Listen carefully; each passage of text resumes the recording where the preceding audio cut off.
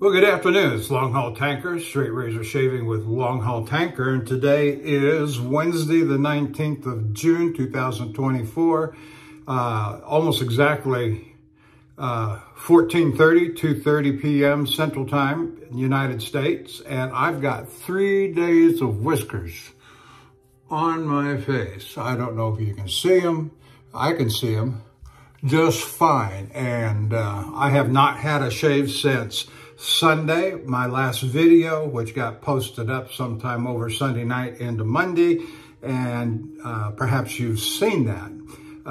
Want to thank everybody that's subscribed to my channel. I want to thank everybody that comments on my videos, especially those regulars that I regard as friends, or at least friendly. And that would be Bill M. and Matt, also known as Lukey3262, Straight Face Shaved channel on YouTube.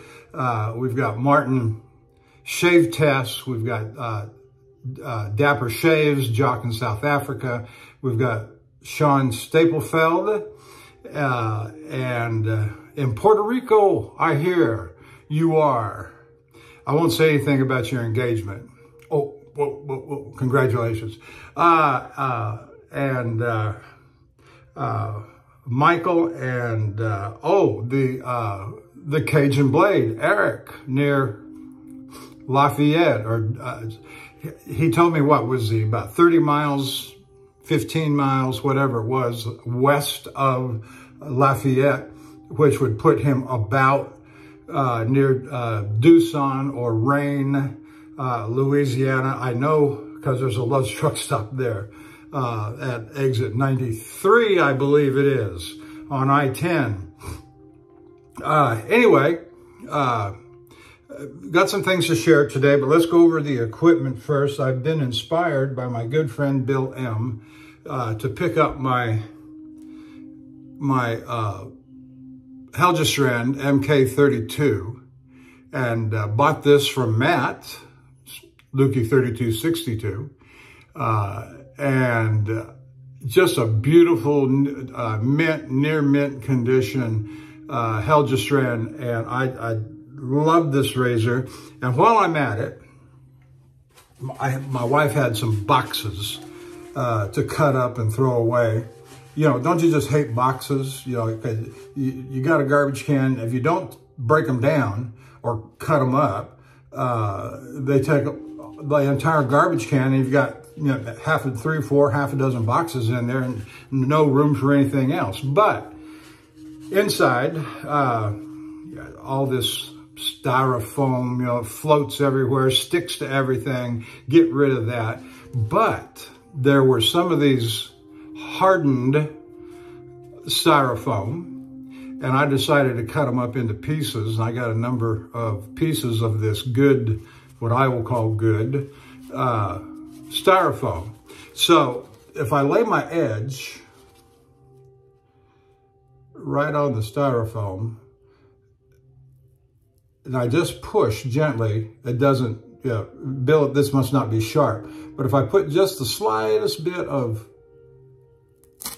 there it goes, just the slightest bit of angular, diagonal pressure on it, goes right in. So you tell me what you think of that test. I hope I don't have to strop it up again. I'll introduce the head shave razor later. Our soap is going to be Dovo, deep leather, nice cork lid, nice ceramic jar, beautiful soap. I say that sometimes, I've not been a big fan. Anyway, for the brush we're using, got a little stray up there. Soap, we've got soap, brush, the Artist Shaving 24 millimeter,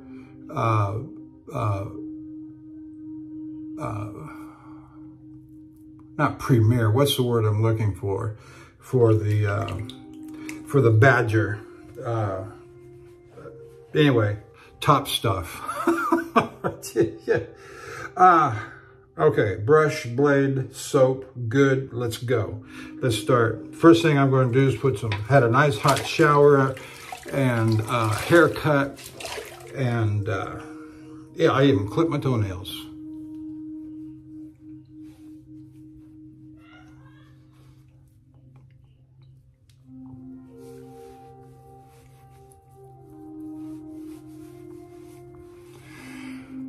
So I feel refreshed. I hope I don't burn out too quick here.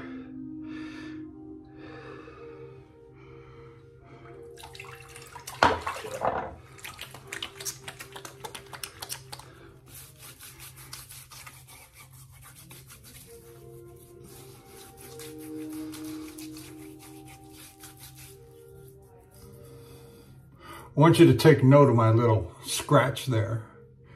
And if you watched the last video, you may have seen me get that little bit of a nick. And those things are going to happen with a straight razor. But I got a nice question from a gentleman who asked me, does it hurt? You know, and you'll see the comment on my last video.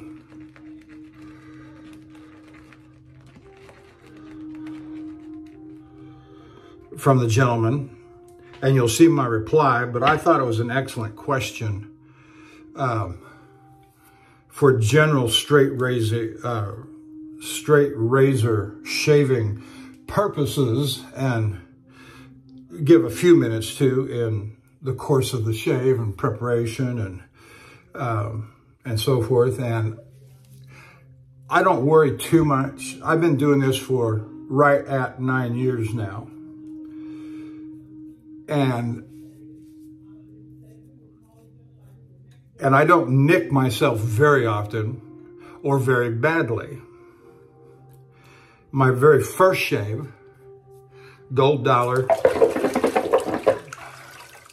in July or June or July of 2015, boy, that was an experience. But my very first shave, I cut myself right here above my lip.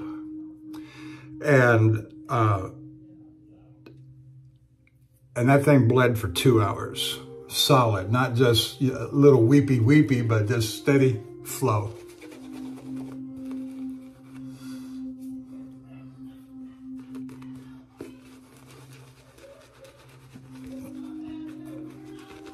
Now, I didn't do my little pre-shave routine, but that's all right. That's what the brush is for.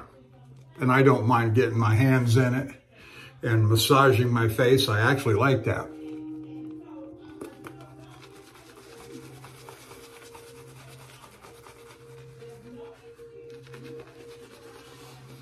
I've got some nice Native American Indian flute, wood flute music playing in the background. I hope you like that and enjoy it. I find it very relaxing, and often will sleep to it at night in the truck. Anyway, back to the little nick question. Most of the time, our razors, straight razors, it would be redundant to say that they are sharp as a razor. And they're either equal to or superior in sharpness to a scalpel.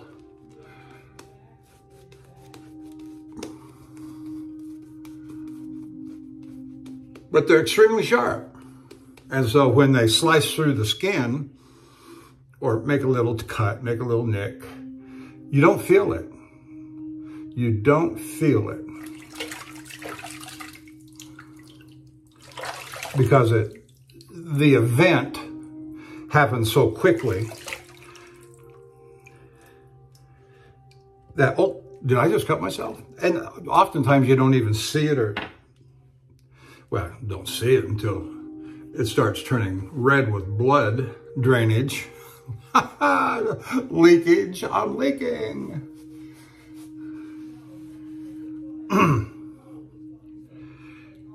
Now, it's going to happen no matter who you are, no matter how well experienced you are. And what I said to the commenter, first of all, I don't have anybody to impress. I don't work in an office. I'm not around very many people during the course of a day. Most of them are truck drivers or truck driving related, dispatch people, administration people. And I just don't care about looking perfect. If I was meeting with clients in a more business-like situation, if I was an attorney or a doctor or CPA or some other endeavor, and I was meeting with the general public, then yes, I might care a little bit more. And whether that translates in taking greater care in executing the shave, I don't know, which kind of leads to the next comment, is that when you get far enough down the road with straight razor shaving, you're supposed to be, the presumption is you're getting better with your technique. And so when you get a little nick, it comes from, in my opinion, a distraction in the technique or the process. And it doesn't take but just a moment, a millisecond of inattention, distraction, inattentiveness that will lead to, now I saw this happening when I was coming up, or whatever direction it happened in. It was like the skin was bunching up and it went right into the roadblock. The edge went right into the roadblock. All right, let's check out this.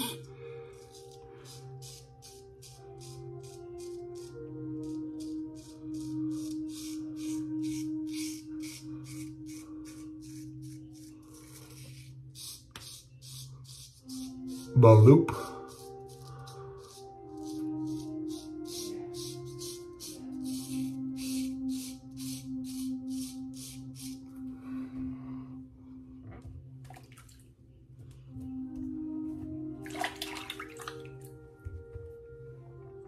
And so it's going to happen. And you like to think that with a certain amount of experience that it's not going to happen. And generally it doesn't.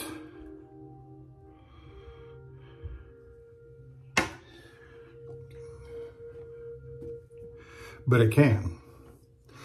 And you'll notice even on that little nick from the last shave, and most of my nicks over the last several years, most of them, if not all of them, have stopped bleeding by the end of the shave.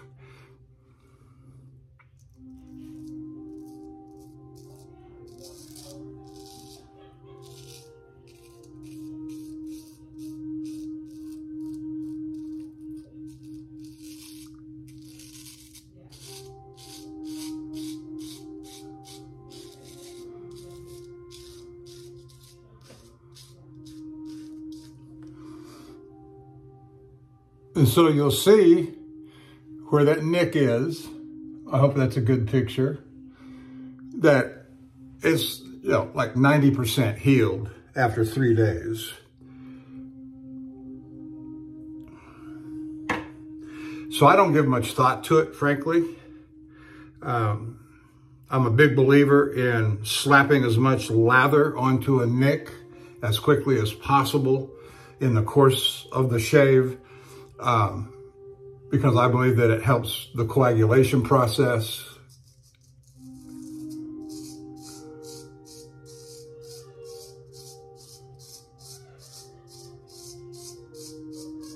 And over the years, I've been satisfied with that conclusion.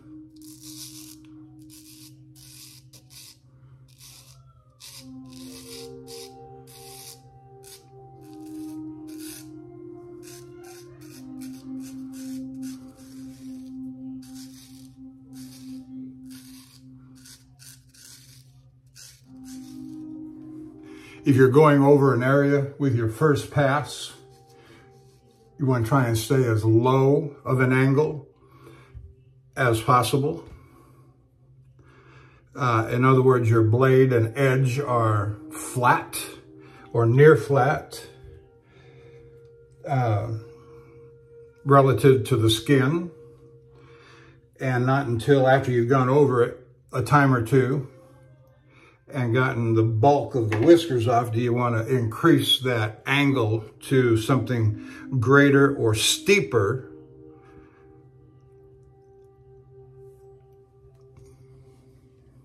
So for example, watch this right here.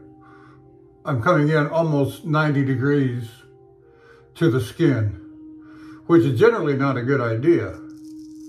But easy pressure. Now underneath the chin, where I've only just done a little bit, let's go over here. I'm going in parallel to the skin as much as possible.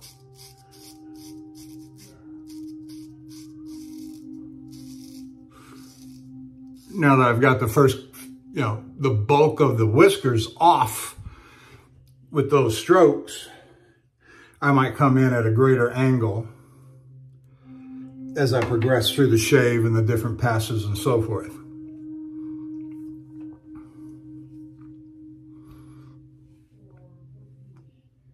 Now let's put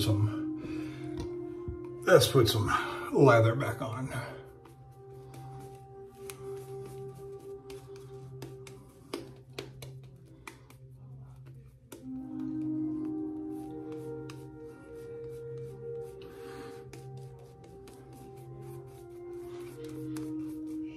Well, I'm going to try and remember some things today from my old school days, seminary days.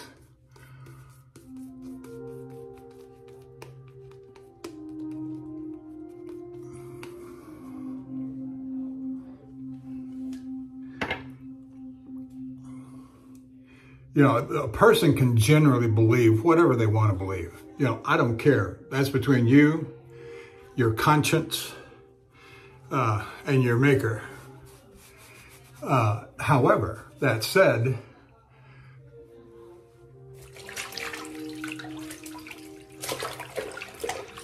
here are some guidelines to consider.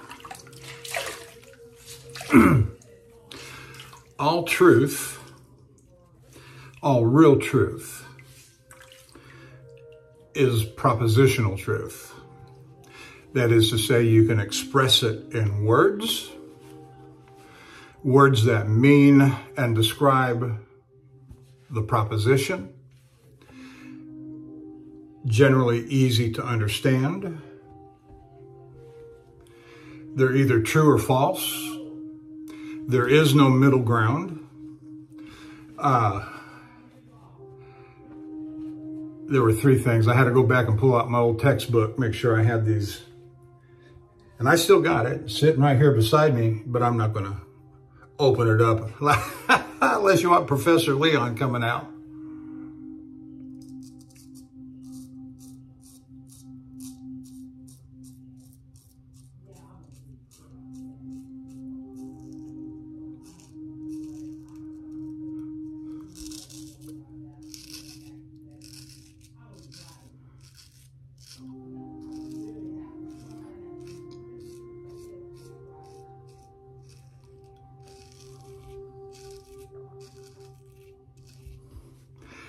And for the most part, for the last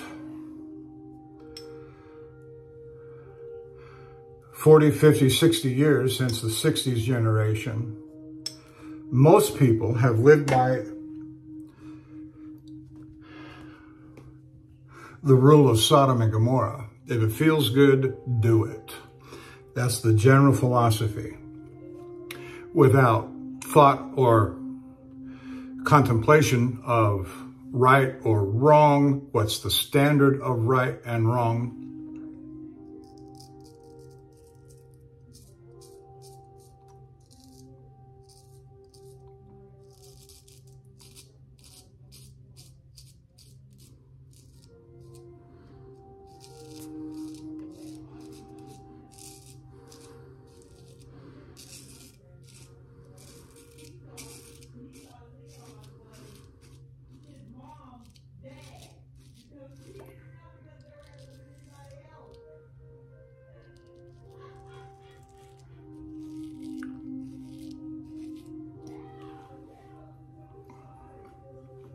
I got myself right there just a little bit because as I came down, I was at just a little bit too steep of an angle and I was going a little too fast. But it's not bad. Not bad at all.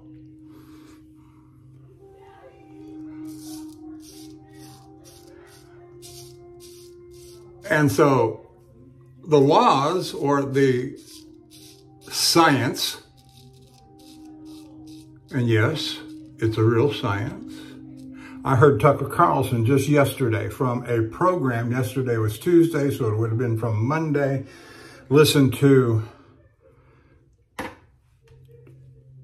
Monday's Alex Jones program where he has Tucker Carlson on there. And he says, you know, I'm a man who makes my living. I've sent my kids to school. I've bought my homes. I live my life making arguments, analyzing arguments. Now, argument's not just a wrangle. It's not a squabble. A true argument is a discussion of the rational truthfulness of a proposition, where the proposition is laid out, the terms are defined. See, we don't think this way anymore because it's never taught in the schools. It's not even taught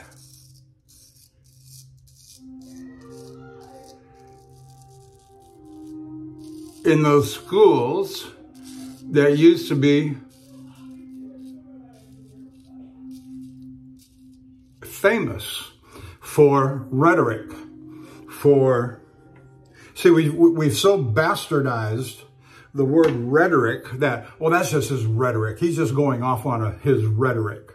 Well, no, rhetoric means something. It's not just the art of speech, but it's the art of rationality, the art or science of rationality. And there are rules that govern these things. Oh, really? I didn't know that. No, because you went through a public school, idiot.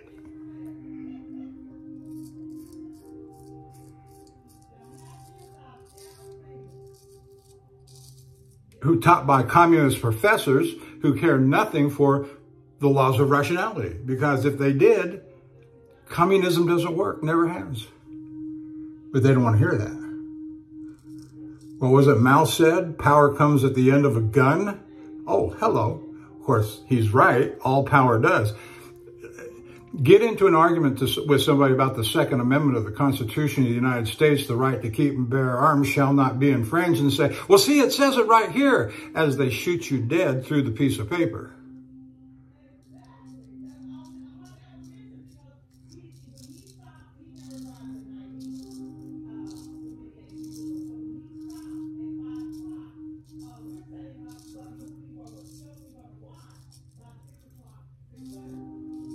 Freedom of religion, right here. It says it on the piece of paper, Amendment 1, as they shoot you dead through the piece of paper.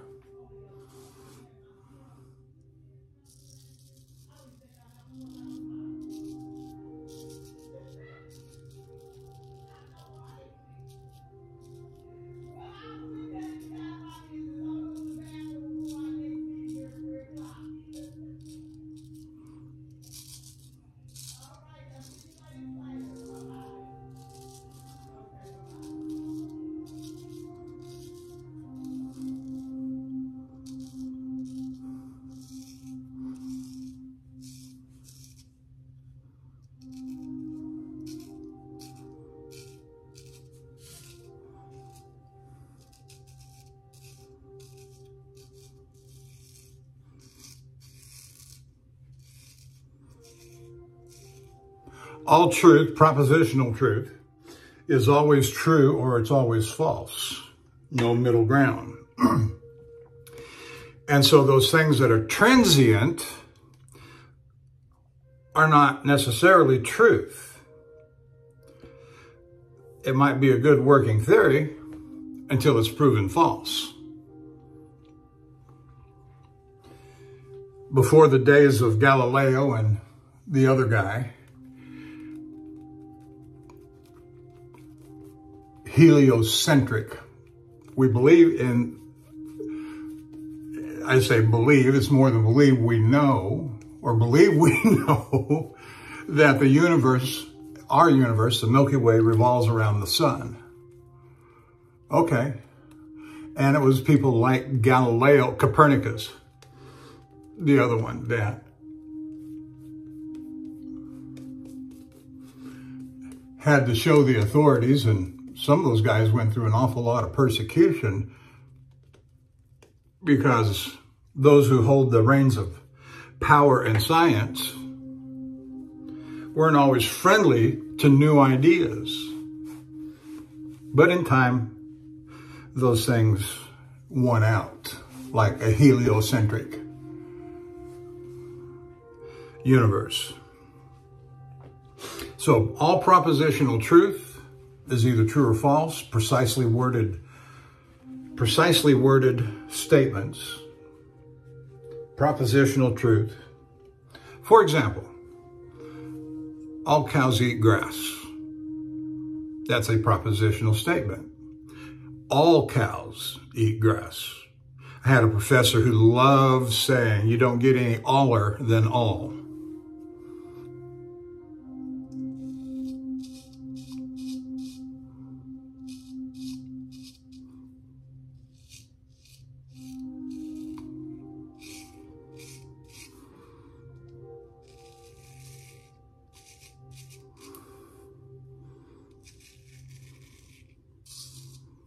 Whoop.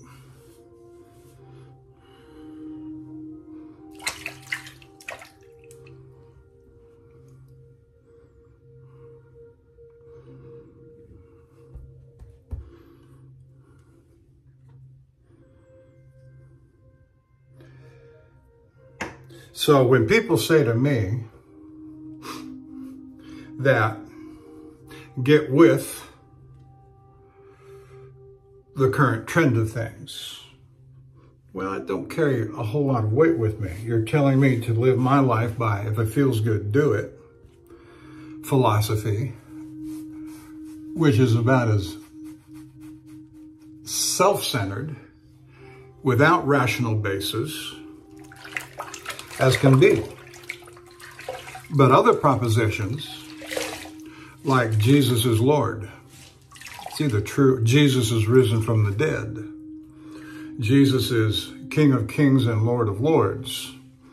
Those are propositional statements that are precisely worded. They're valid. They don't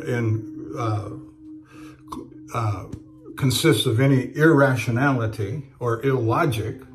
And then the rest of if one were to have a propositional debate, a true debate, not wrangling, not arguing, not calling names, but we don't see any of that. The closest in the last 50, 60 years that we've ever had to anything like that was the stuff that William F. Buckley used to do on Frontline.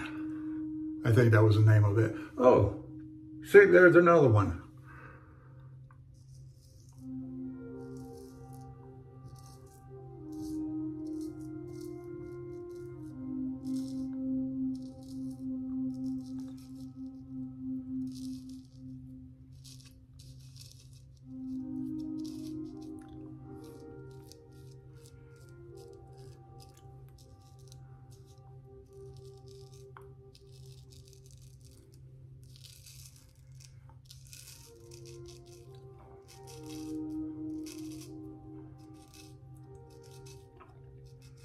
And some of Buckley's exchanges were extraordinary. And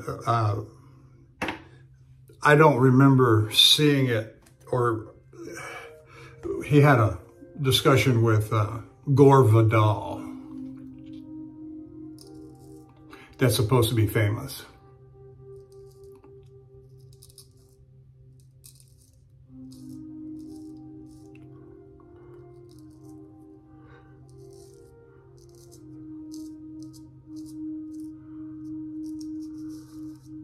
I always get a kick out of these people that want to come along and say, we got the Bible from the Catholic Church, or the Bible's been rewritten so many times, nobody knows what it says. It's irrational. It doesn't conform to the facts of the case, but nobody wants to pay attention to that kind of stuff anymore and go back and actually read something and come to know something factually about, dare I say, the history of the Bible. Or for that matter, even the history of the Catholic Church.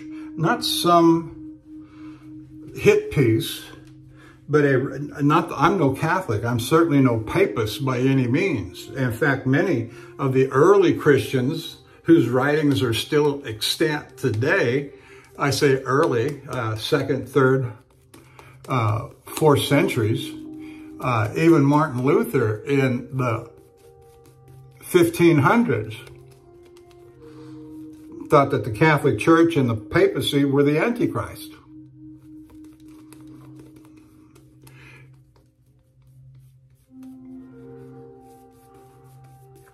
I saw a comment the other day that the Christianity we practice today is not even the same. And you got to ask the question, anybody starts talking about the church, Christianity, what form? Because they say words without definition. They mean one thing when they say it, and we hear something else altogether different.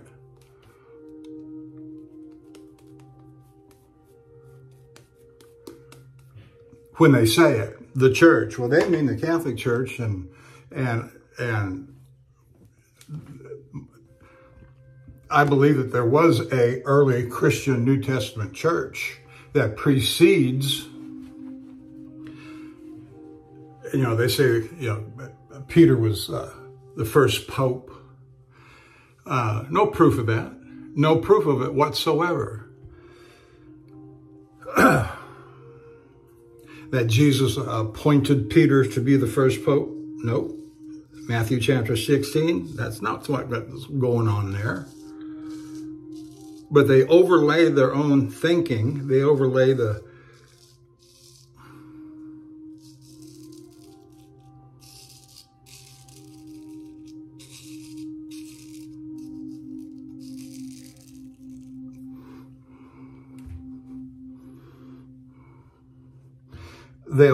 certain current modern thinking over thinking of the past. It's like tearing down the Confederate statues because they were all racist and all this other stuff. Well, wait a minute. That's not exactly why they were honored. That's not why those statues were built. And monuments and memorials of the day. And so oftentimes things that happened in the past get overlaid with certain sentiment, current sentiment of today. Well, that don't work. It don't work. You always take things in the time frame in which they happened or they arose. Robert E. Lee, and I'm no particular defender of the Confederacy, but I'm just saying it's a fact. He was one of the most beloved characters in American culture post-Civil War. That's truth.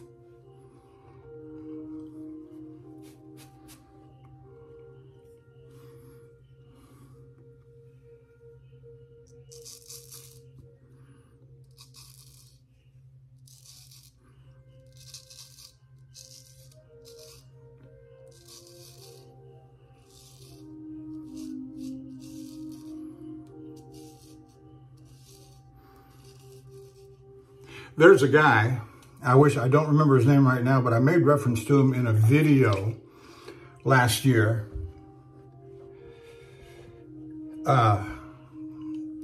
Totally atheist, totally secular. Worked for one of the major newspapers out of Chicago, Tribune, I believe it was. And he married a woman who was getting involved with a church group, going to a Bible study, and he said, that's ridiculous. And he used all the common arguments used against Christianity. And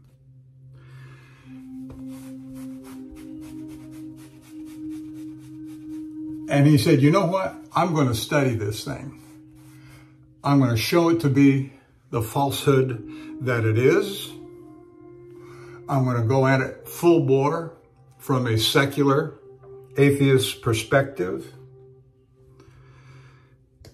And by the end of his journey, he surrendered his life to Christ because he looked at the death, burial, and resurrection. He looked at the manuscripts of the New Testament in particular and the Bible in general. He tried to find the falsehood. He tried to find the answer. He tried to find why have so many people devoted themselves to this nonsense. Well, he found out it wasn't so much nonsense. There was nothing to disprove the truths, the central truths, and the individual truths. I say individual truths, I talk about what I mean is all the little things on every page of the Bible that are either true or false, and they stand as true. There's a number of wonderful videos on YouTube about the history of Sodom and Gomorrah and what remains today. It's there. The old ancient ruins are still there. They're burnt out as if there had been some great conflagration that had burned it to the ground or left signs of being burnt with a great fire. And here are all these little sulfur balls that litter the ground, that litter the surroundings. Sodom, Gomorrah, the cities of the plain, as Genesis describes it. And they're still there. They're still there. Explain it. Explain it. So don't tell me I've got to get to the sign with the time when the Rainbow Mafia, defying thousands of years of human history, that have devoted themselves to the service of God and His will, as revealed in the text of Scripture, and you come along and say, bah, bah, bah, bah, bah, bah, bah, bah, bah. Read Psalm 1, what it says about scoffers. And when you scoff at me, it rolls right off my back. And I don't give a rat's behind about you at all.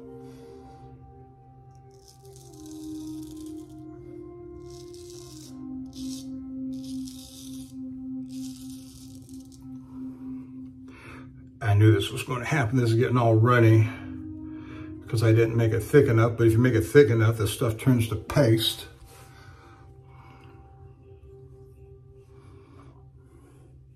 I've got half a dozen articles pulled up that came up just this last week.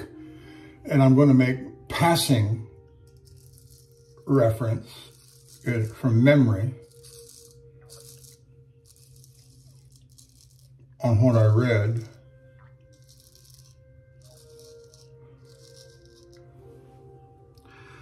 What difference does this all make? Rainbow Mafia, you know. Number one, Nashville shooter.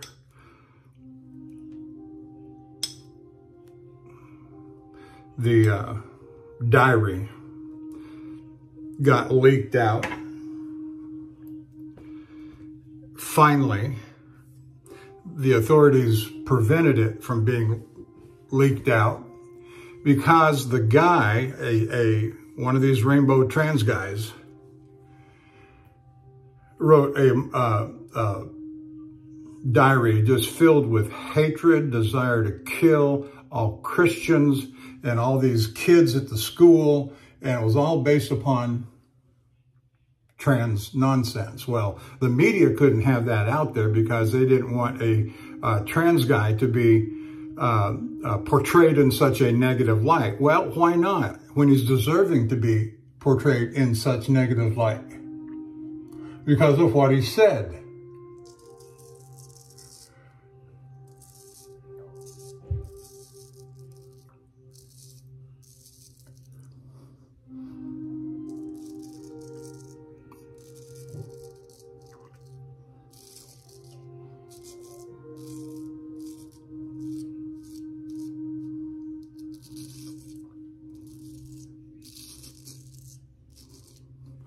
The next example, and I think this happened up in the Northeast, New Hampshire, Vermont, up that way.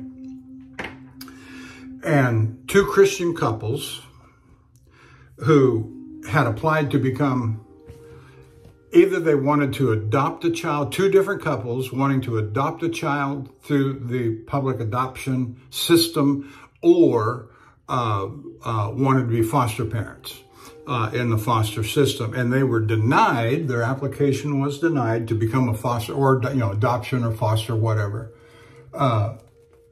because they were Christian. They said, your values do not comport with our values, and so your Christian faith, and they were pretty ugly about it too, said that pretty much your Christian faith precludes you, disqualifies you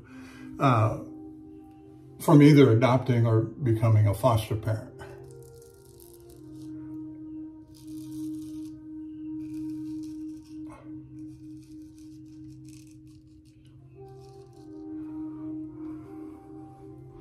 They wanted people, as the article said, who were gender affirming, which goes to the sick-headedness and the wrong conclusion, the wrong rationality, the wrong logic that got them there. And that's why all this stuff is insanity. It's insanity because we've abandoned truth, propositional truth, and the laws of rationality that get us there.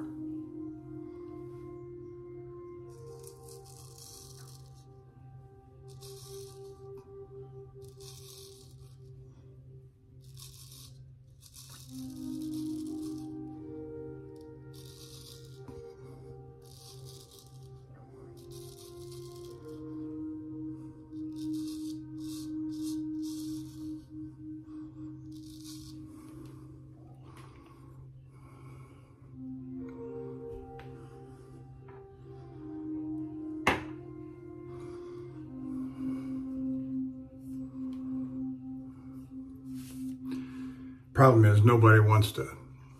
They want to smoke their dope and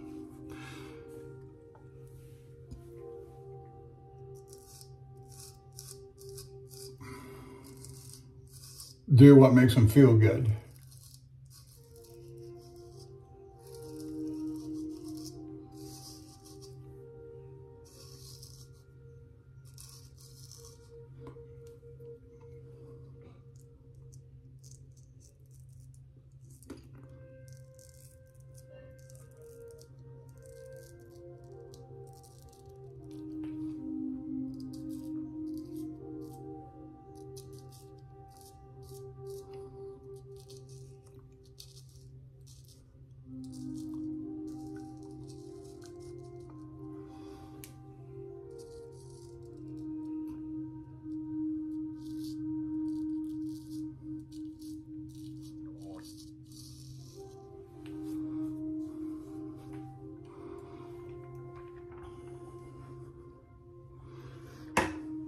But on the lighter side, Caitlin Clark, I gave up watching sports, just drifted away from it. I played sports, went to a small high school. There were a group of about 40 to 50 natural-born men, young men. Like I've got to say that anymore, natural-born men. And so there was this group of about 40 or 50 of us that we filled out all the sports teams. And you've heard me talk about my good buddy over in Oregon, that he and I remain friends to this day. He was actually the 1977 state champion, AA high school, in the triple jump. And he was fast too. He could, the 100-yard, I think, it was right during that time period where they changed things over from yards to meters. And he was always winning the 100-yard dash, the 100-meter dash, whatever. He could stand, and I'm taller than him. And I think he's like 5'11", something like that, 5'10", 5'11". And back in the day, I was 6'2". I'm about 5'1.5" now. My dad always said, you're going to shrink when you get older.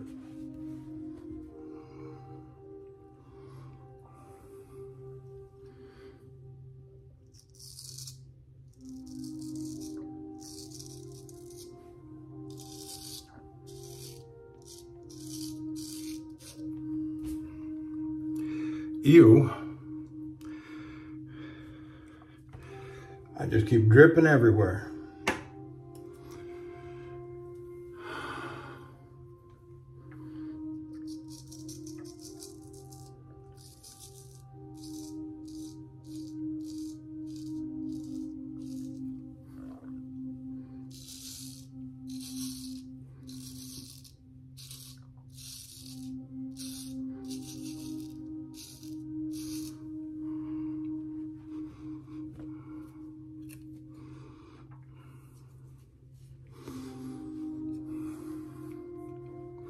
I might have to reload my brush with more soap.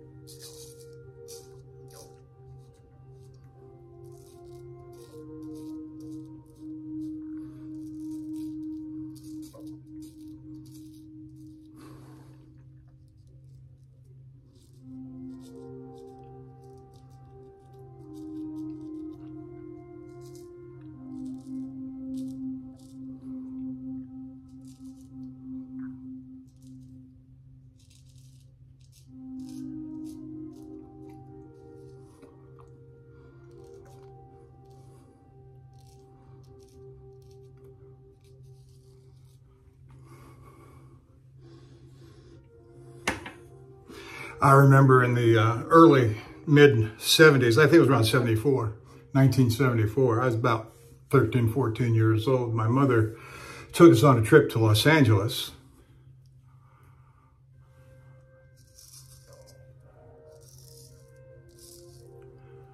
I don't know why Dad didn't go, but he didn't go.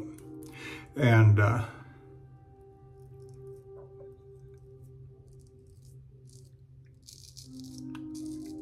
he was one of the hardest working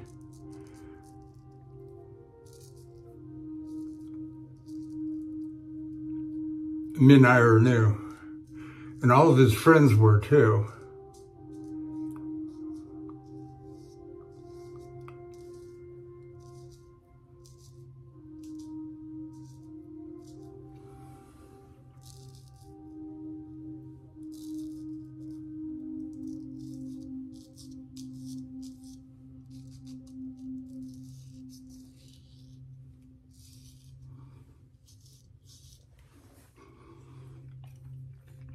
And seeing the dirty skies. And of course, back then, they didn't call it climate change, they just called it pollution, air pollution. And it was. And, you know, people just go hysterical over the goofiest stuff. And so what used to be called air pollution turned into climate cooling, climate warming. And now we just have climate change, as if mankind, yes, I say mankind, so what?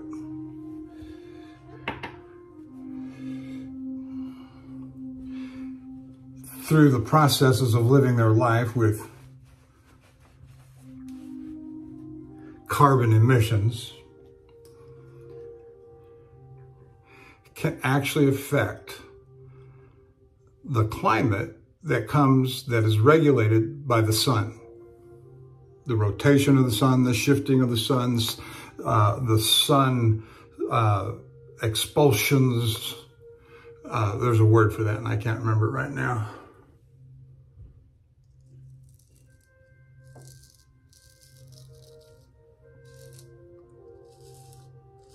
And so we end up, just this year, was it this year or last year, with the Green New Deal. And it costs $1 trillion.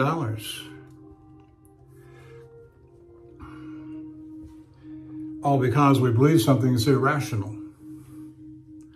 And of course, there might be other factors at play too.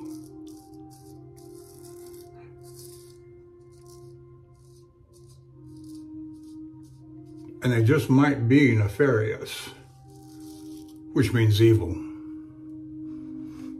Evil actors trying to accomplish something, trying to sneak something in under the radar to make it sound one thing when it's really something else, and deceive us so they can. Carbon, really, come on, we need the carbon.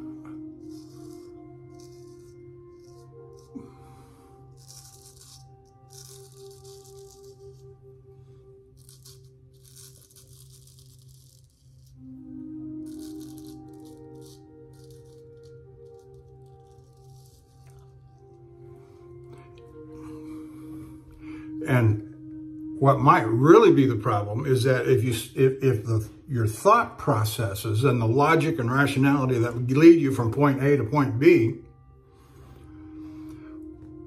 what would happen if somebody or a bunch of somebodies that had a whole lot more money than you and I do believed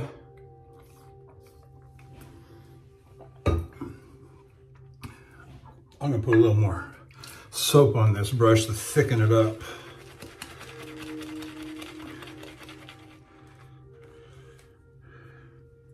If they believed that mankind on the earth was nothing more than a virus, a scourge, that we are the problem for the environment.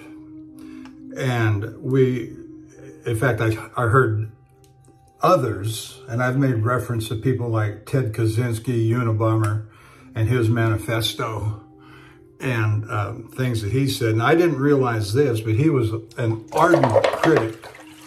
And I don't even know who he was before he became what he was. Oh, by the way, a lunatic, killing people.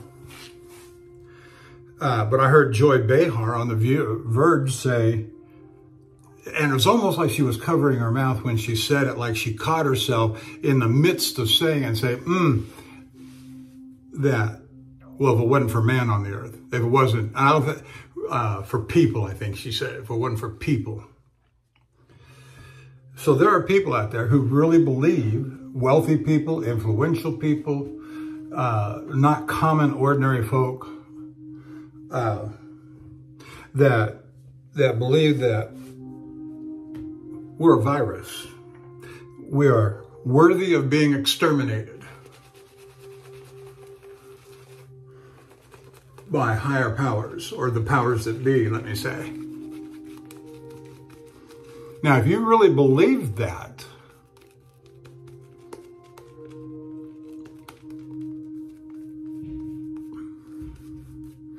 how would that affect your rationality? What kinds of terrible, awful things would you be willing to believe, to practice, to commit?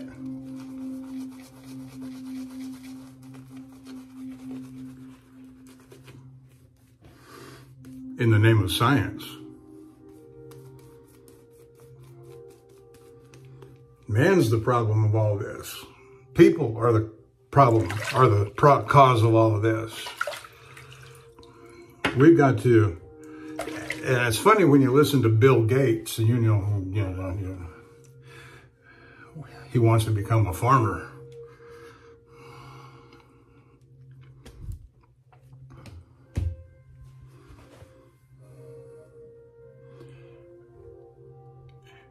Yeah, we got to get people who want to reduce the population of the earth. Well, not according to Elon Musk.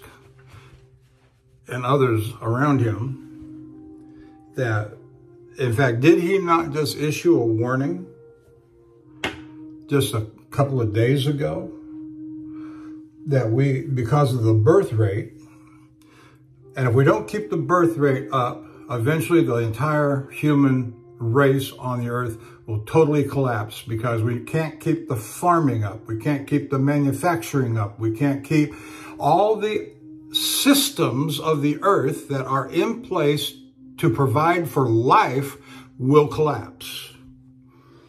I don't want to live in a world like that. So his recommendation was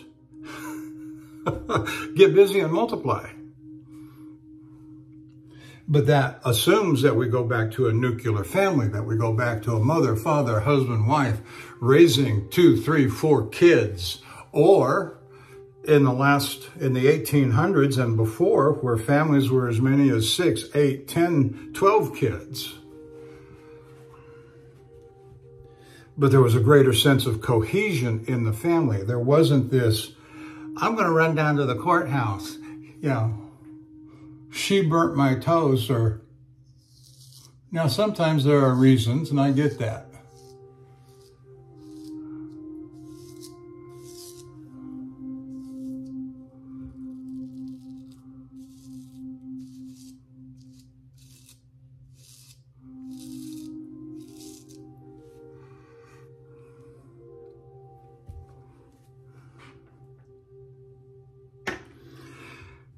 Propositional truth, true or false, but we got to spend time. We've got to spend the time to actually think about certain things and maybe do a little investigation on some things.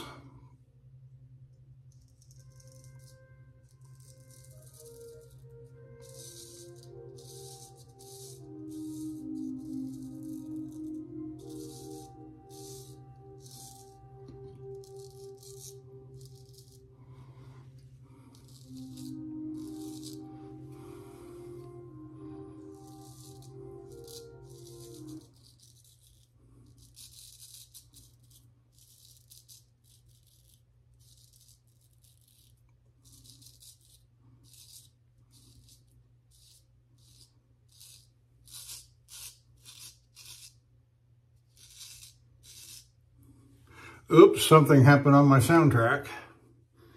That was supposed to be a 12-hour track. Uninterrupted. Maybe it'll come back. Maybe it's just an internet temporary.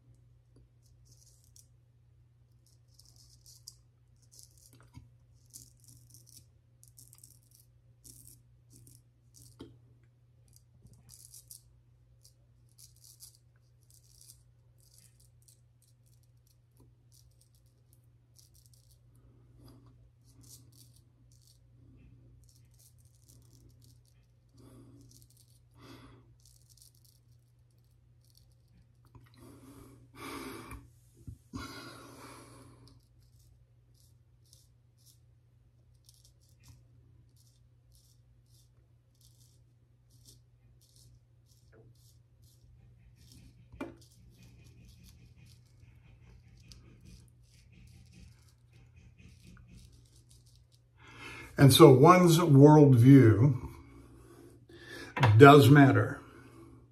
And you've heard expressions like a Christian worldview or a secular worldview, something like that.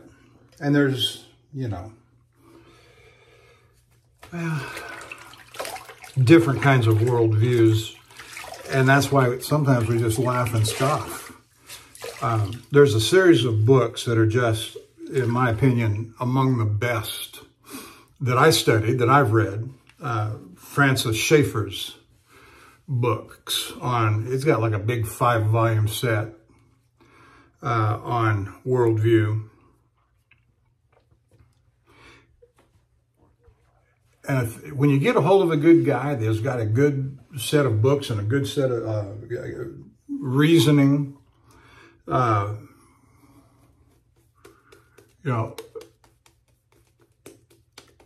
he lays it all out. I remember reading another book when I was in school, seminary, and this is an old book. And for some of you that maybe you remember, maybe you've got one, or maybe your parents used to have one, your mother maybe had one, 40 years ago. Strong's Concordance. Well, James Strong wrote and I'm going to have to double check myself on this, because this goes back like 200 years. He wrote a book called Systematic Theology. And it was amazing. And takes you through all of the arguments for the Christian faith, for the existence of God, ontological argument, cosmological argument. And I've never seen anybody come close to him 200 years ago, laying out the arguments as good as him. Now, there are others, there are more pedestrian authors that did do a fine job.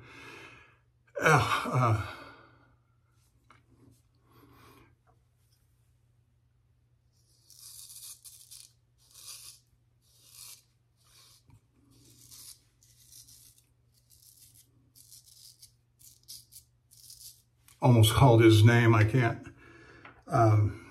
The series of books that he wrote, Evidence That Demands a Verdict.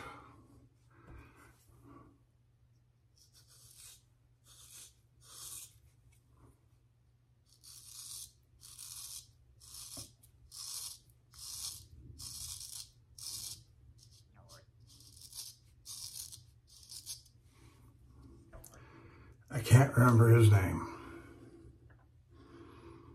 And he goes through everything from Christianity to the existence of God to how we got the Bible. And he uses real logic. He uses real truth. So did Strong, but this other guy I'm thinking of, why can't I think of him? Because I'm getting old and I've been taking too much of my cholesterol medicine.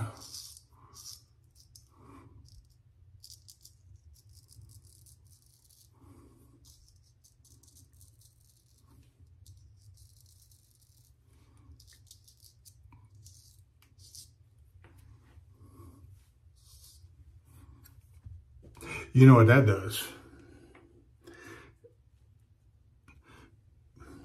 You know, that's something else. We take this cholesterol medicine because it's supposed to be good for us, the doctors say, but yet it attacks the very cholesterol that protects our brain and is likely the cause of Alzheimer's.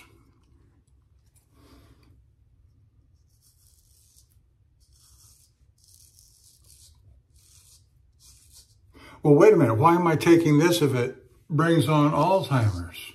Because we want you to die.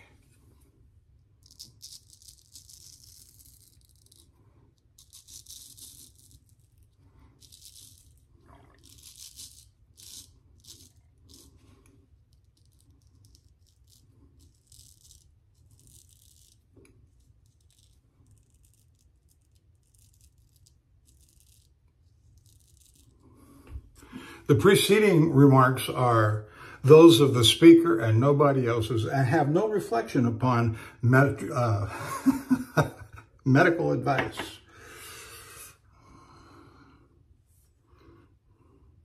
Although I was listening to a well-known doctor, it's just hard to, all right, if I'm going to put this aside, what do I take up over here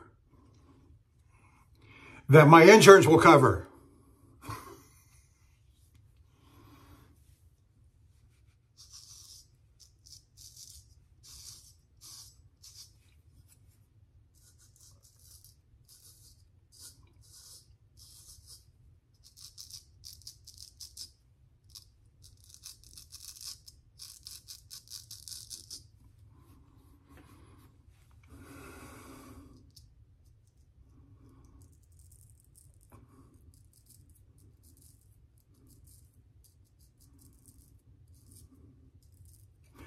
Although I am hearing some things, I got nothing but time. I hit these programs and they make reference to something and I'll go look it up. And here's a whole list of people who are talking about this thing. And one thing is bee pollen. And it's supposed to have amazing, positive, it's natural. It's not going to make your brain cholesterol melt.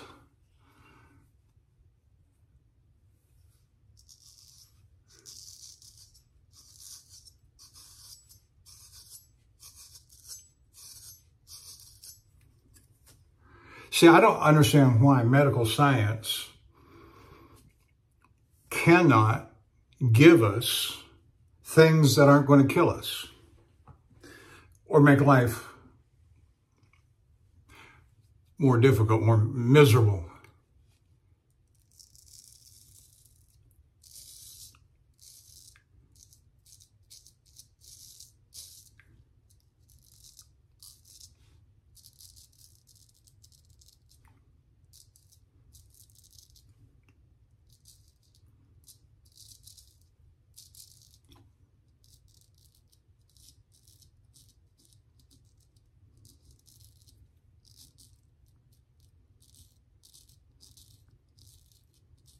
Or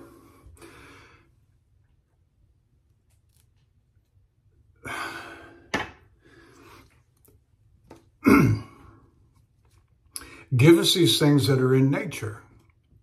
If you take 20% of vitamin C and you take 50% of vitamin D, and if you take 22% of bee pollen, and you take all these things together, they'll clean out your arteries. They will, restore your mental acuity, et cetera, et cetera, et cetera.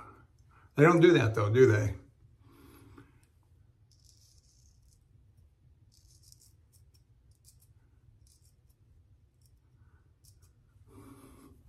But if we take they're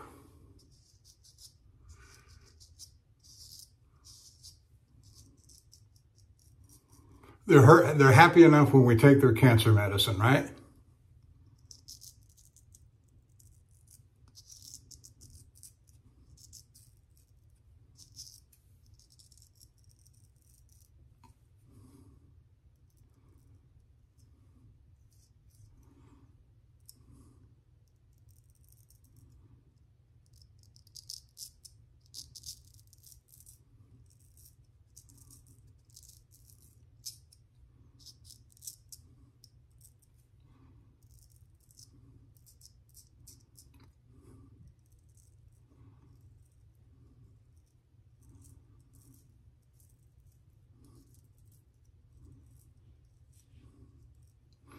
But if they find if somebody finds a cure for cancer,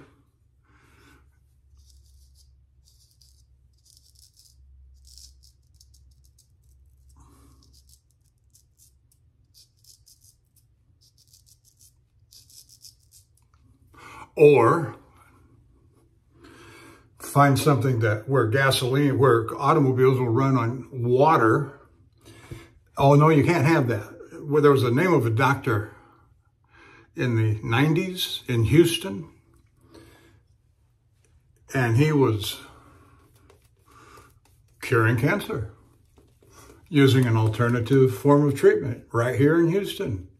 And the authorities came down on him so hard because he was using stuff that would cost 50 cents a pill. I exaggerate. But it wasn't,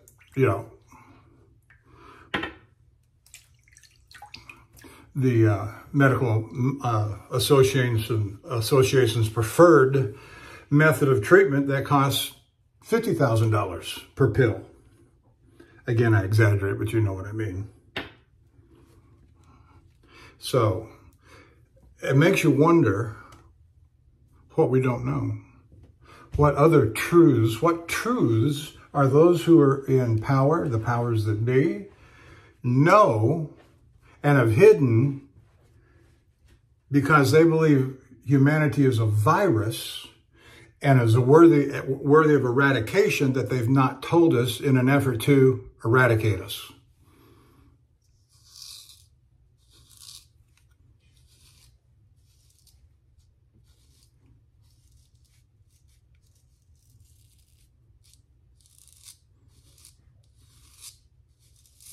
Case in point. Now, I'm not going to say the word because I'll probably get banned off of YouTube, but that other H word. Not hell, the other H word. I can say hell on YouTube, but I can't say that other H word.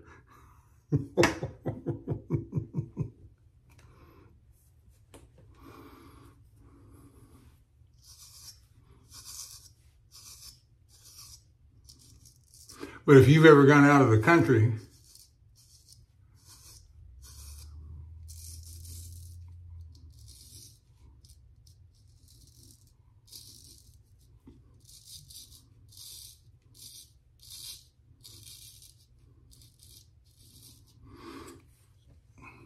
to a place that might have malaria and needed to get on a regimen, 1984, I went to Africa. Went to Tanzania, Dar es Salaam, Tanzania, Africa. Now, it makes me wonder if I can say this word.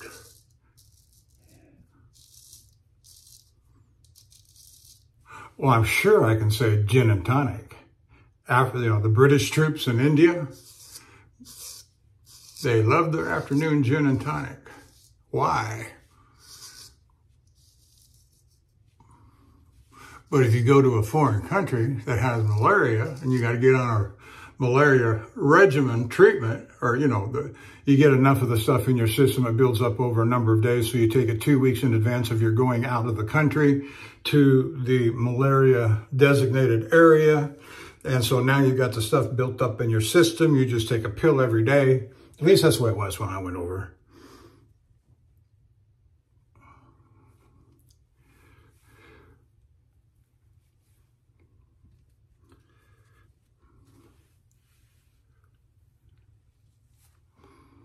The quinine, right? But I'm talking about that other H word.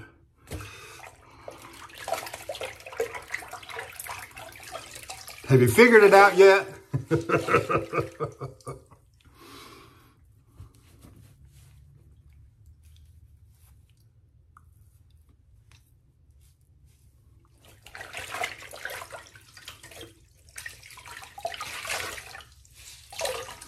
Rationality. And, it just makes us wonder, are these people really insane? And hopefully you understand, because I started off with certain remarks. Yeah, they are. But that's what God talks about when being given over to a reprobate mind. They don't think. In fact, we're charged in the scripture to keep possession of our sound mind.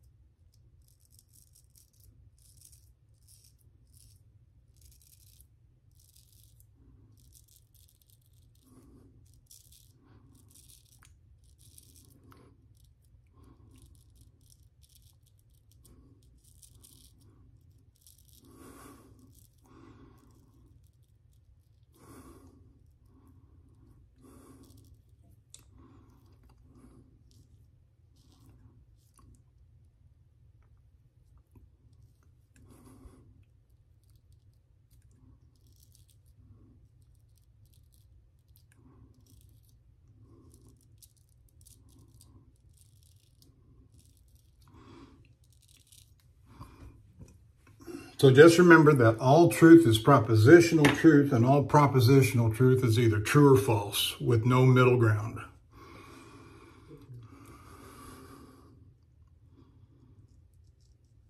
If it's truth.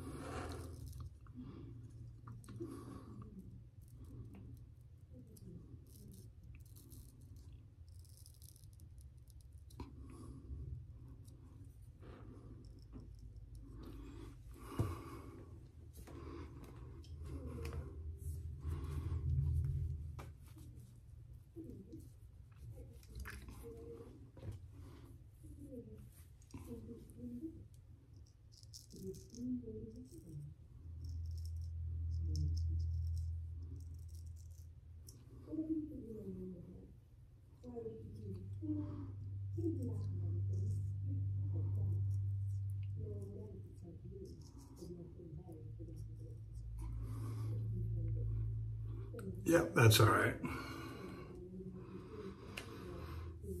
No, the razor's working fabulously. Helgestrand MK32. Let me just show that to you on the back side. Oh, something else I need to show you too. Well, there it is, MK32. I hope you can see it. Do you see anything different about my surroundings here?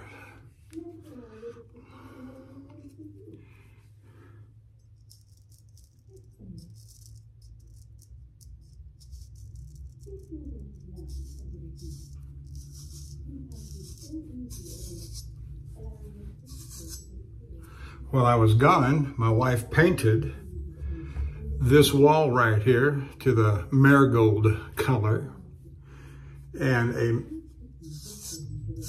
matching wall in the master bedroom.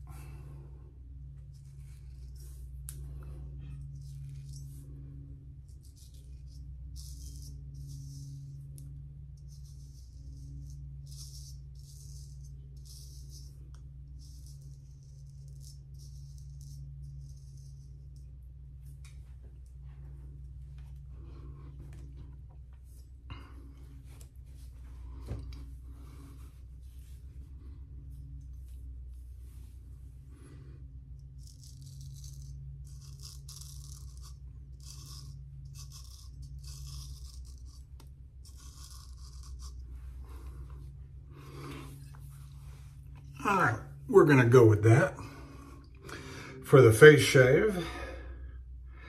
And we're gonna set the MK32 aside. I've got another little razor over here ready to go. And we're gonna see how it does on the head shave. But let's take a quick look.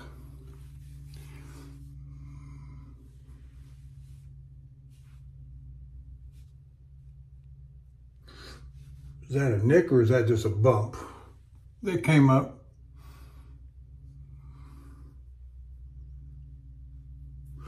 Whatever nicks I had have stopped bleeding, and you can't even tell. So it's going to happen. Nicks are going to happen.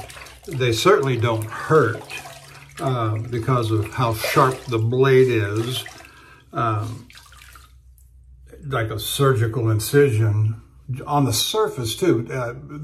These little nicks that we get are surface nicks. They're not, they don't, is the right word subcutaneous? Subcutaneous?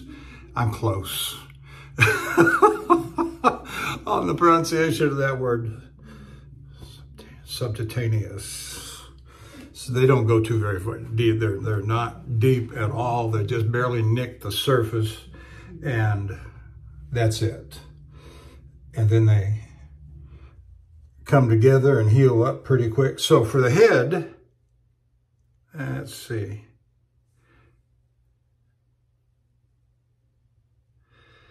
For heaven, what is that? Oh, here we go.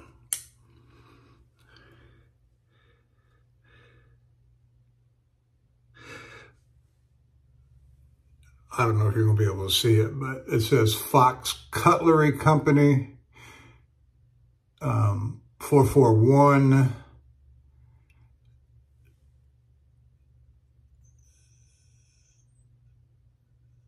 I can't see the rest of that. Oh, what's that say? German. Does that say German? Yeah, Solingen, Germany. I can see that now. And then the backside, got a picture of a fox trotting along there. Anyway, about a 4/8 with barber's notch.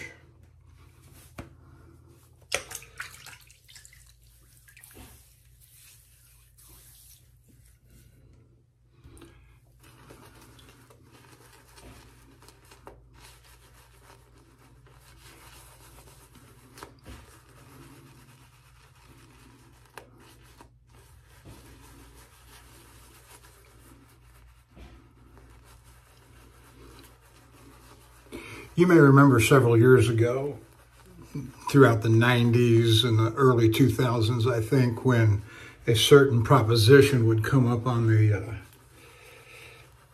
ballot about who can and can't get married. And Texas had a couple of go-arounds with that, and other states as well. And in all but a couple of states that it was ever brought up to a vote. I know California and it lost there. Hawaii voted for it. I think Colorado voted for it. So it had like a 90% losing ratio, the proposition. People said, no, we don't want it. But yet they ended up shoving it down our throat anyway.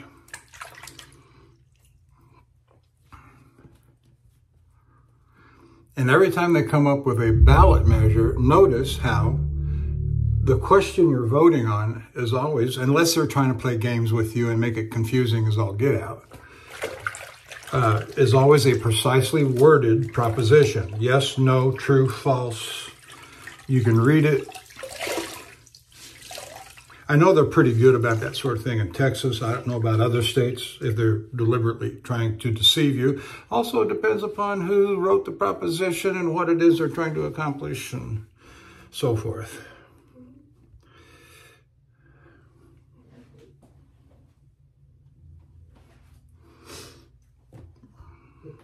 And so goodwill and integrity are significant elements of having a good conversation. If you intend to have a good conversation, if you're entering the conversation with goodwill, as opposed to intent to deceive,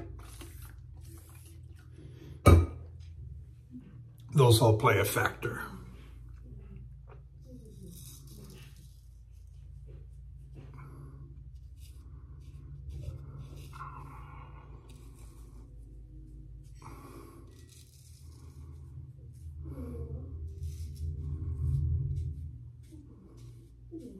I want to give a shout out to my new good friend, Sean Staplefeld.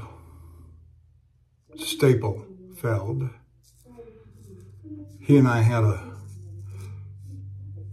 nice little chit-chat via text message a couple of nights ago. And what, for such and of course, you know, if you're going to have a conversation with me, you're going to have a conversation about Bible and theology and politics. And that kid's got his head screwed on right. You know, and for me, 65 years old, to say that of a young man, late 20s, early 30s. I don't know how old you are, Sean, but you strike me as being in that general range. And you can talk to them, how they reply, what they say. I have conversations with fellow truck drivers in that same age range, and they're just like, oh.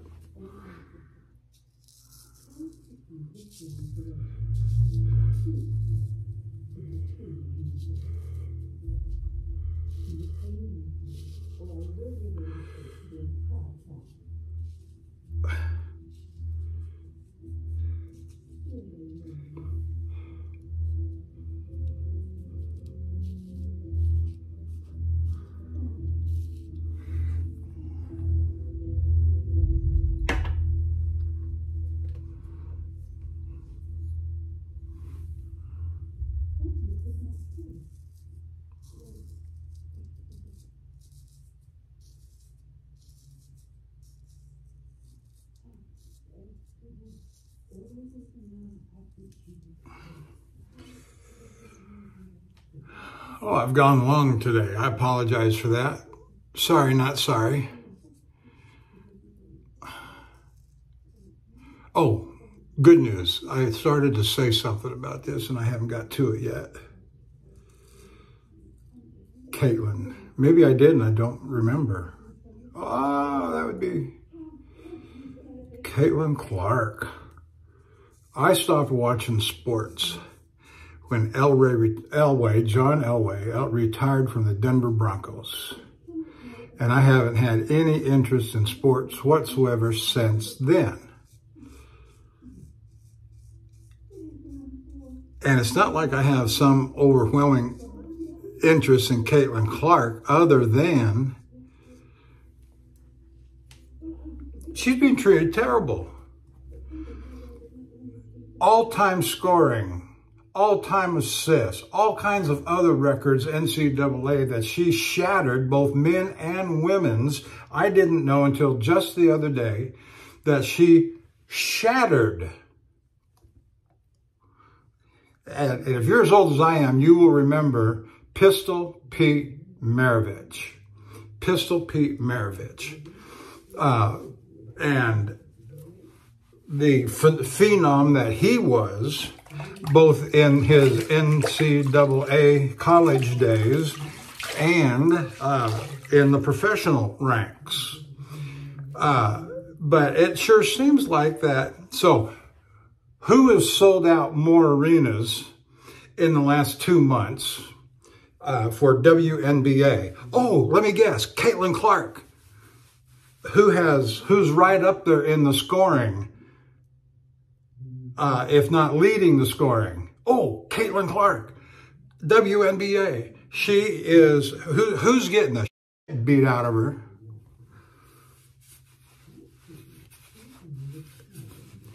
And I don't care what these other girls got to say. They can kiss. Oh.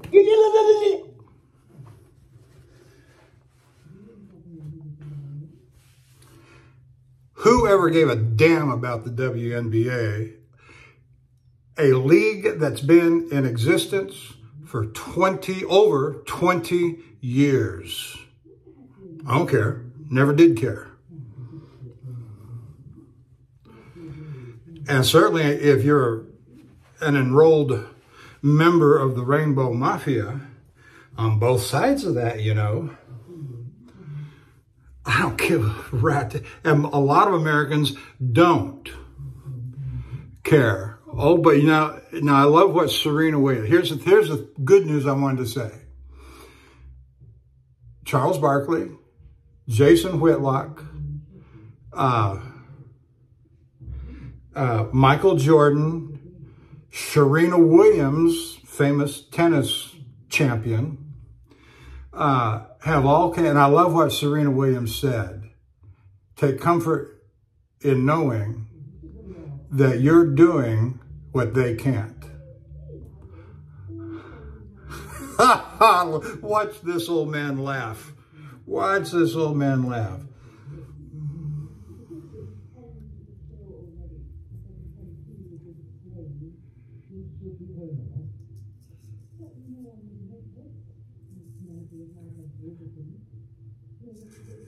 But Barkley, Michael Jordan, Jason Whitlock, sports writer,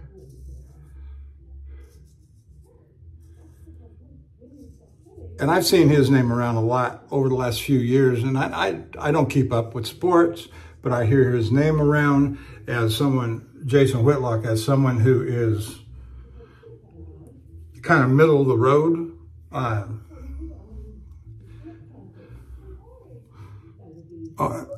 And I don't even know what that means other than he's not woke.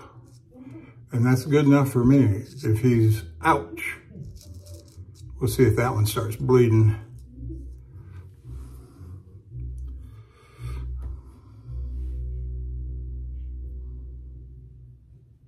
Yeah, right there.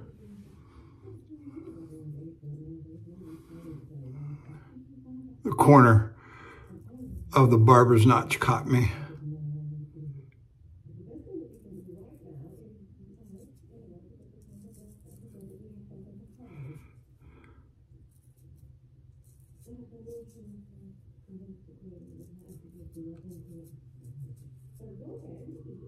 You know, it's interesting, if you've got a bad attitude, if you think the world owes you something, and then you see somebody come along and just destroys the world that you've lived in, thinking that it was your world, and she comes along and said, no, that's not your world, it's my world, and proves it with hard work and success. Who doesn't love Donald Trump? Come on. Are you tired of winning yet?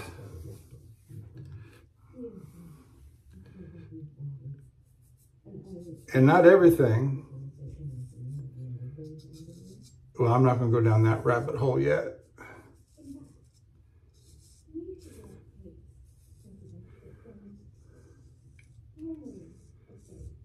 But Caitlin Clark's been winning for a long time.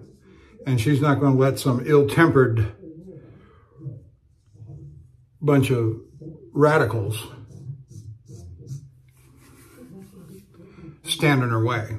She's going to go right through them, over them, through them, around them. And that's just, you know, it's kind of like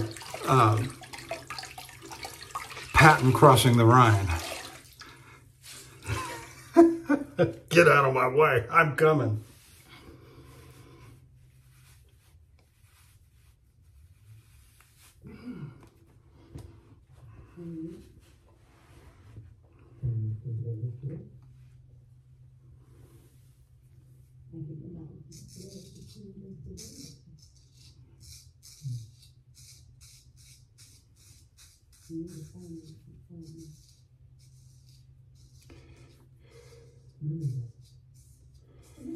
Well, I'm leaving on Friday, going back to Portage, Wisconsin. Again, this will be number 9 in a row. And perhaps when I get home, I might have something to show you that's come in the mail.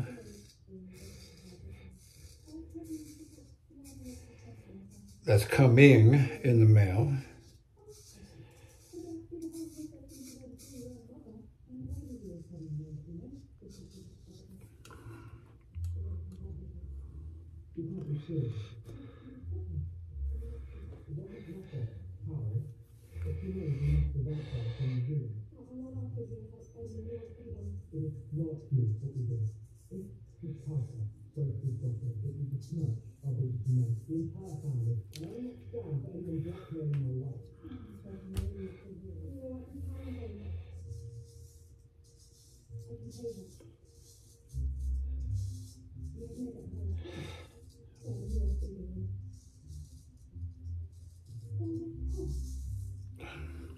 No, I said I was going to take some of these older vintage razors that I've got and retire my gold dollars and turn the older vintage razors into head shavers. And so this is just an example of that.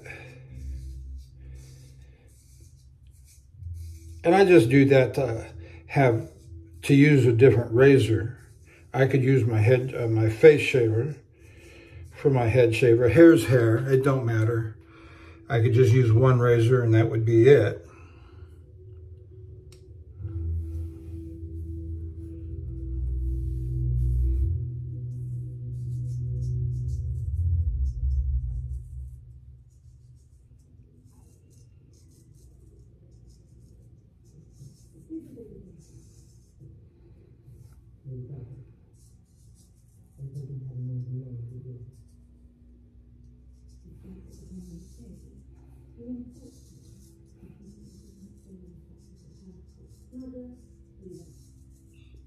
Who was I watching last night? Eric, I believe, made the comment as I had made a few days before, and that is the smaller razors, if you don't just stay right with them all the time, that they can, because they're as small as they are and the turn radius is smaller than a larger razor, that it can turn and go right into your skin awful quick.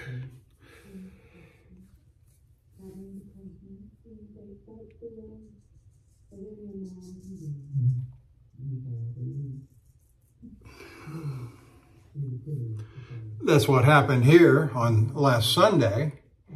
And I think that was, let me think. Anyway, I forget what angle it was coming in at. And it don't matter because it's almost healed up and gone. Certainly no blood. After a second shave on top of it, nah, it's fine. It's fine. And the other couple little small nicks that I had, they're done. All right, let's finish up here with the refinements. And I have, so Sunday, we all know, was Father's Day. And my stepdaughters, my one stepdaughter had been in that habit of doing this for a couple of years, sending me, she sends me all these, oh no.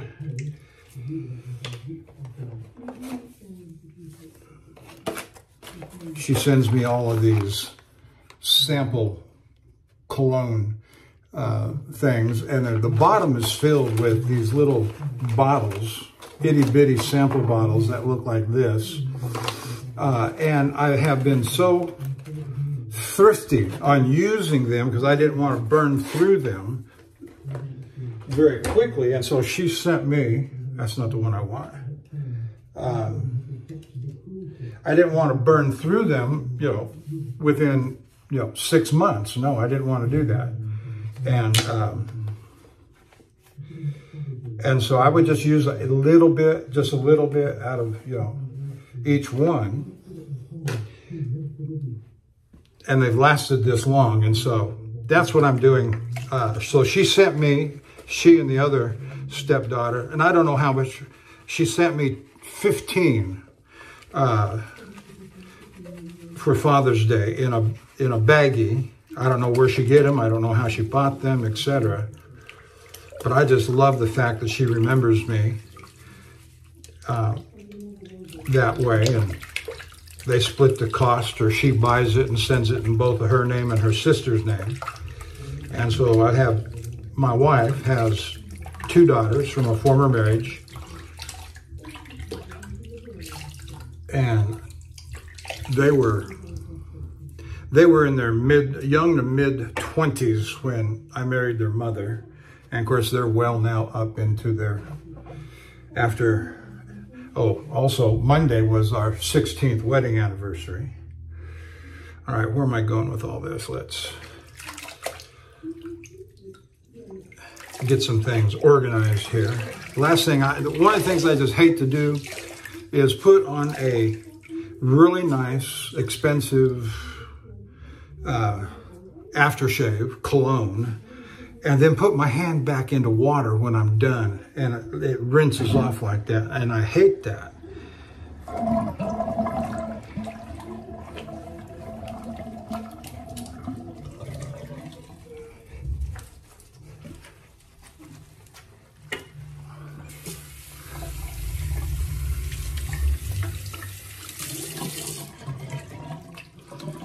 So we'd use the Dovo in collaboration with A&E, using their deep leather.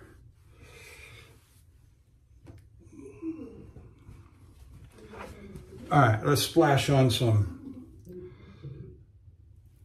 Thayer's here, witch hazel, toner, facial toner.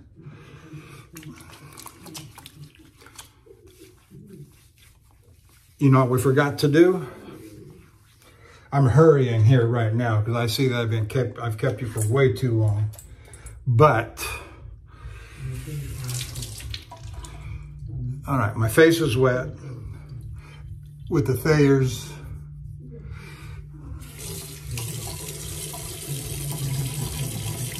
And now we're using the alum block on top of the Thayers with a little different. I've never done anything like that. I don't seem to be noticing anything.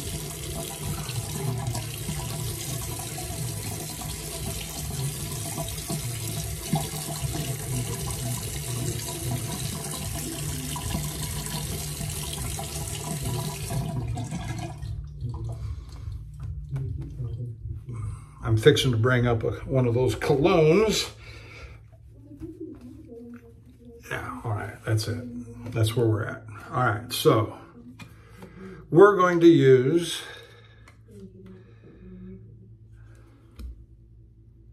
Ferragamo Bright Leather.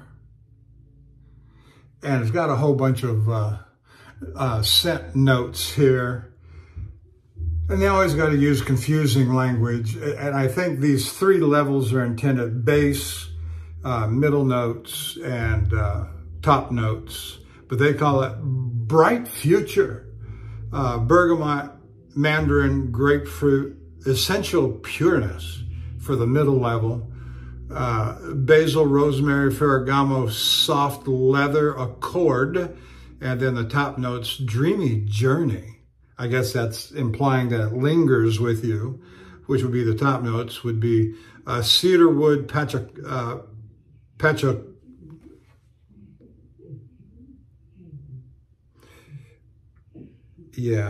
something. Patchouli, and then musk. So anyway, here we go.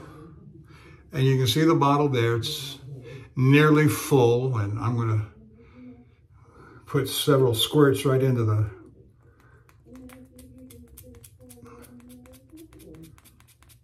in my hand there. And so I've used about half of it.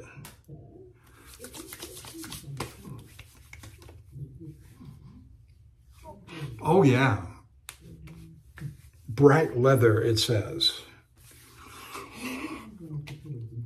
That's just wonderful. That's just wonderful. Get it rubbed all over and it hangs on. I'll smell this tomorrow morning when I get up out of bed.